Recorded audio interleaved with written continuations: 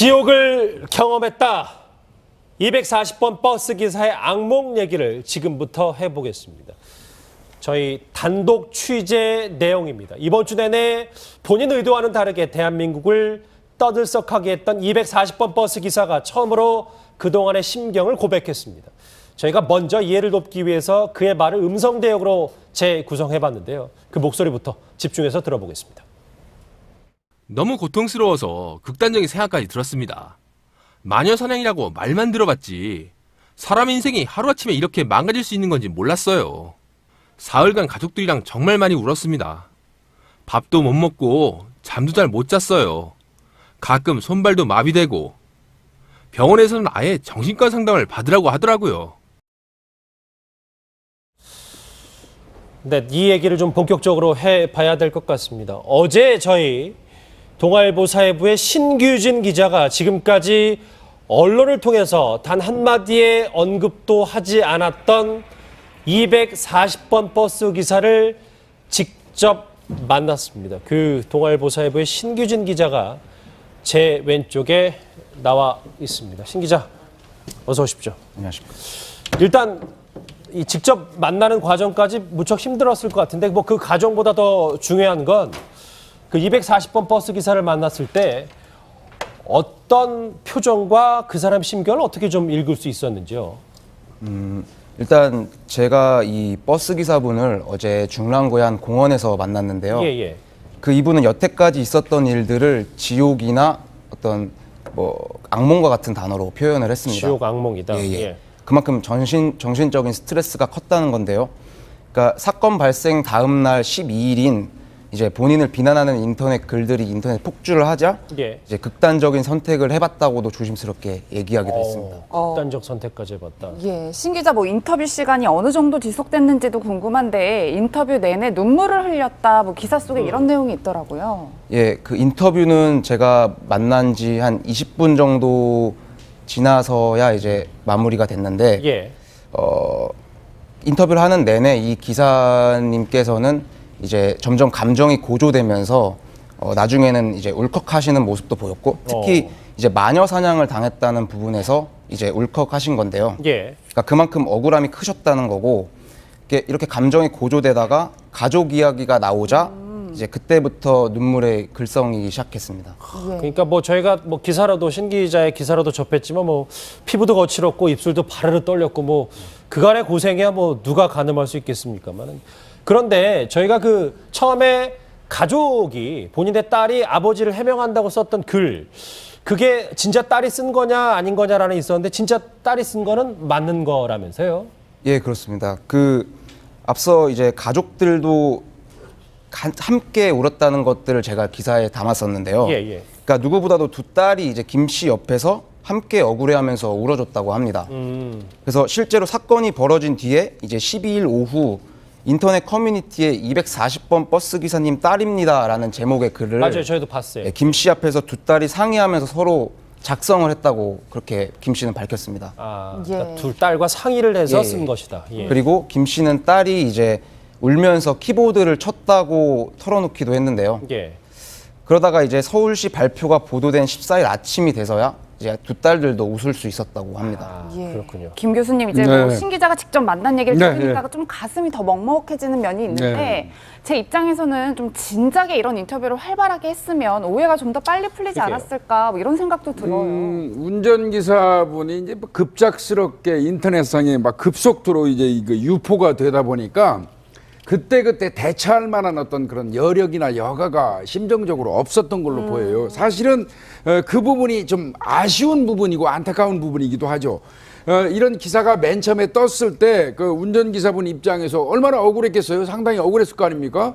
그렇다면 사실은 적극적으로 본인이 나서가지고 기자하고 접촉한다든지 어떤 그 본인의 그렇지 않다는 거를 적극적으로 해명했어야 되는데 이제 그 부분을 좀 본인이 뭐 여력이 없다 보니까 좀 못한 부분이 많이 아쉬운 부분이긴 합니다. 사실. 억울해서 사흘 내내 울기만 하고 잠도 제대로 못 잤다는 240번 버스 기사. 그런데 이 말은 꼭 해보고 싶었던 것 같습니다.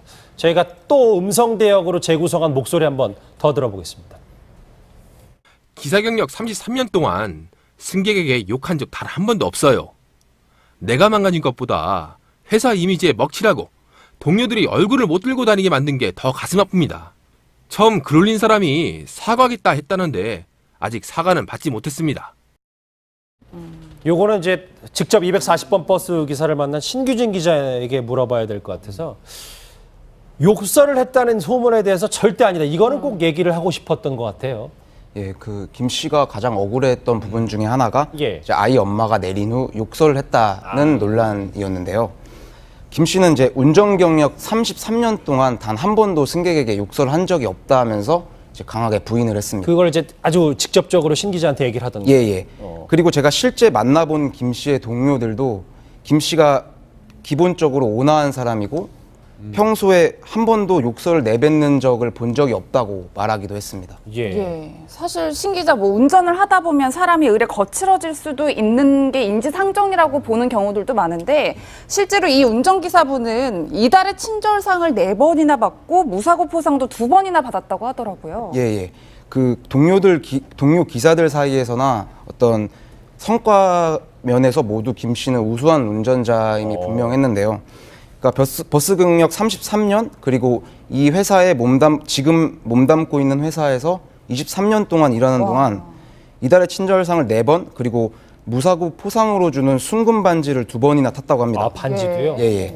그리고 올해 7월 말에 정년을 맞았는데 업체 측에서 우수한 근로자니 함께 다시 일해보자라고 해서 1년 동안 계약직으로 지금 일하고 있는 중입니다. 아, 정년도 지났는데 회사에서 좀 더 일해보자 할 정도면은 예. 사실 운전 경력뿐만 아니라 성실성도 좀 인정을 받은 셈인데 이게 근데 이렇게 마녀 사냥 어쨌든 뭐 이 240번 버스 기사에 대해서 워낙 비난의 목소리 컸기 때문에 근데 저 신 기자 아직 사과를 공식적으로 못 받았다 이런 얘기도 또 했다고 들었는데요. 아, 예, 맞습니다.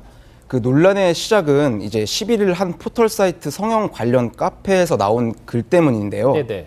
버스 안에 있었다는 누리꾼은 이제 사건 발생 직후 김 씨를 비난하는 취지의 글을 올렸습니다. 근데 논란이 커지자 이제 13일 오후 6시쯤에 누리꾼이 기사에게 사과를 하겠다고도 밝혔는데요. 아직까지 김 씨에게는 연락이 오지 않은 상태라고 합니다. 버스 기사에게는 아직 뭐 별다른 사과 메시지가 없었다. 예, 예, 예. 예, 김 교수님 어느 정도 이제 언론을 통해서 진실에 이제 어느 정도 이제 가름이 되고 있는 네. 상황인 것 같긴 한데 사실 최초 제보자나 아이의 엄마나 버스 운전기사나 모두 다 피해자라고 볼 수 있을 것 같은데 예, 예. 만약 경찰 조사가 필요하다라는 판단이 들면 뭐 불러서 조사를 할 가능성도 있는 건가요? 근데 이 문제가 기본적으로 형사 사건이 되느냐 여부에 따라서 경찰의 개입 여부를 결정할 수 있습니다. 그 처음에 이제 명백히 오보임이 밝혀졌지만 최초에 나왔을 때 아이가 내린 거를 알고 있음에도 불구하고 운전기사가 아이를 놔두고 엄마를 내려주지 않고 갔다 하면 유기죄 부분을 따져볼 수가 있었어요. 그렇다면 경찰이 개입해가지고 그게 사실인지 여부를 따질 수 있겠지만 지금의 상황에서는 경찰이 개입하는 거는 이건 무리입니다. 현재 지금 이제 운전기사분이 지금 우리 신 기자님도 만나보고 왔지만 예. 전혀 사실과 다르고 잘못한 게 없지 않습니까? 그렇죠. 그렇다면 이 부분은 이제 경찰이 개입할 여지는 전혀 없는 것이고요. 다만 경찰이 꼭 이제 개입할 여지가 있다 그런다면 최초로 글을 쓴 이가 운전기사분을 상대로 해서 어떤 악의적인 감정을 가지고 사실 있지도 아니한 일을 언론에 SNS상에 유포했다. 그게 어떤 고의성이 인정된다면 경찰이 개입해서 조사를 해야 되겠죠. 예. 신 기자, 이 질문 하나 드려보고 싶은 게 뭐냐면 직접 만나봤을 때 이 버스 기사가 마녀 사냥을 당한 게 더 힘들었는지 아니면 그 최초 제보자나 그 아이 엄마한테 사과를 못 받은 게 더 힘든 건지 두 부분에서 직접 인터뷰했을 때 어떤 걸 느꼈었나요? 제가 생각하기에는 그 김 씨가 말을 할 때 아이 인터넷에서 이제 처음 논란이 됐던 유포글이 점점 확산되기 시작하면서 예. 사람들의 비난의 화살이 이제 높아질 때 그리고 잘못한 게 없는데도 이제 그런 잘못됐다는 취지의 글들이 인터넷에 나돈다는 그 사실에 더 힘들어했습니다. 마녀 사냥을 더 예. 힘들어했군요. 예, 그렇습니다. 그렇군요. 어찌됐건 뭐 사과를 아직 못 받았다는 얘기도 있는데 사실관계를 좀 바로잡으려면 시간이 더 필요한 것 같습니다. 경찰에 이것 관련해서 문의를 좀 해봤습니다. 목소리 한번 들어보시죠. 사실과 또 다른 부분도 막 언론에서는 나가고 뉴스가 되고 기사가 되고 그래서 기자를 구성했다고 하고 싶다고 할 수 있냐. 언론 인터넷 계속 올라오니까 막 댓글도 달리면서 이제 비난도 올라오고 막 그러니까 기자님 입장에서는 또 그런 부분도 자구는 없지 않아 있더라고요. 정정보도 청구라든가 안 되면 반려부 청구권도 있고 그래서 이제 그 절차대로 하시면 될 것 같다고.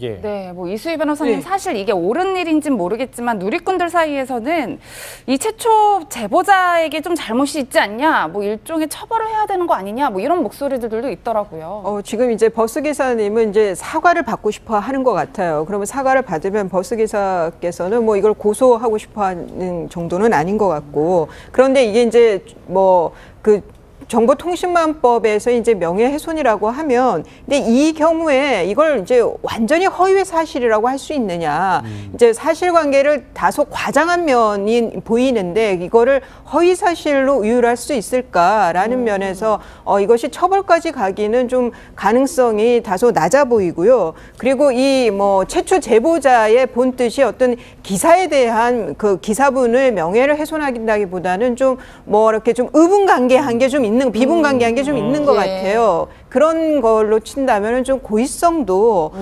좀 공공의 이익 뭐 이런 면에서 봤을 때 고의성도 좀 다소 감해지지 않을까. 그래서 처벌까지, 실제 처벌까지 가는 건 좀 어렵지 않나 싶습니다. 예, 사실 신 기자 뭐 이번 일은 이제 어쨌든 잘 마무리가 되는 모양새이기도 한데 저는 참 그 운전기사 김 씨의 이 말이 가슴을 먹먹하게 한 게, 이번 일이 죽을 때까지 나를 괴롭힐까봐 두렵습니다, 이런 말씀을 하셨다고 하는데 이게 다만 앞으로의 또 삶에도 굉장히 영향을 미칠까 좀 걱정이 되는 부분이 있어요. 예, 그렇습니다. 그 김 씨가 가장 강조했던 부분 중에 하나가 이제 이런 인터넷에서 나온 논란들은 이제 며칠 있으면 다 끝나겠지만 이제 그 인터넷 기사와 그 댓글이나 아니면 그 SNS에 남겨진 그런 글들은 그거를 올린 사람이 삭제하지 않는 이상 영원하기 때문에 그렇죠. 인터넷을 확인을 할 때마다 항상 고통스럽다. 마음의 상처가 계속 남으니까요. 네, 그렇습니다. 그렇죠.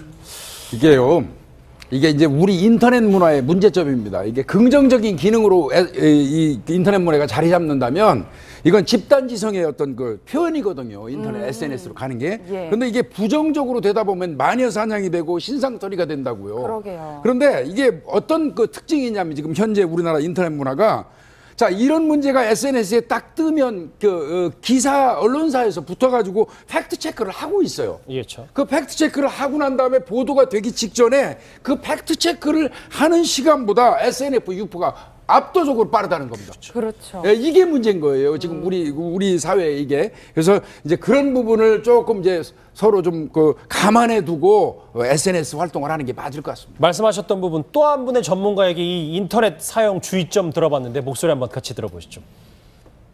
그동안 이제 버스를 사용하면서 도로 운전 중 느껴왔던 여러 가지 민원사항을 지금 이번 사건을 계기로 해서 의견을 피력하는 가능성이 꽤 있어 보여서 불만이 있거나 뭐 어디다가 호소하고 싶은 사람들이 댓글을 올리는 경우들이 꽤 많이 있습니다. 그 사실관계를 정확히 아는 사람들만 지금 글을 올리는 게 아닌 상황에서 이게 다 진실처럼 보이는 거죠.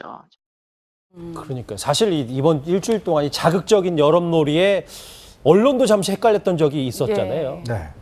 저도 뭐 한 27년 전 기자 생활을 하고 있습니다만은 저도 지금도 힘든 게 내 글 때문에 상대방이 혹시나 상처받을까, 명예훼손 될까, 이런 것들이 항상 두렵고, 그것 때문에 이제 사실관계 확인을 이제 제대로 합니다. 근데 지금 1인 미디어 시대잖아요. 그냥 올리면 다 그냥 유포가 됩니다. 그러니까 상대방에 대한 명예훼손이나 상대방에 대한 이걸 적을 때는 반드시 어떤 한 번 더 생각하고 확인하는 좀 그런 어떤 문화가 좀 형성되었으면 좋겠습니다. 알겠습니다. 신규진 기자, 아까 못다한 얘기, 240번 버스 기사를 직접 만났을 때 꼭 이 말만은 전하고 싶다, 이런 얘기가 있었던가요? 예, 그 기사분을 만났을 때 마지막에 기사분께서 하신 말씀이 있습니다. 예. 그러니까 인터넷이 정말 무섭다. 그러니까 처음 논란 글을 봤을 때는 사실 아이들의 소꿉장난인 줄 알았다. 근데 이런 허위 사실들, 확인되지 않는 사실들이 인터넷에 유포가 되면서 한 사람 인생이 이렇게 나락으로 떨어질 수 있구나라는 것을 알았다. 그래서 나 같은 피해자는 다시는 없어야겠다라는 말을 남겼습니다. 예.